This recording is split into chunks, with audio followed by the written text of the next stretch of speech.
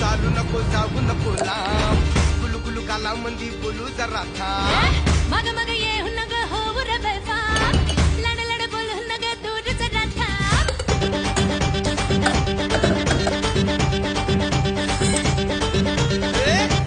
चालू नको जाऊ नको आता झणझणीत गावरान सुकं चिकन बनवण्यासाठी इथं मी शर्वीर ब्रँडचा काळा मसाला आणि कांदा लसूण मसाला वापरणार आहे।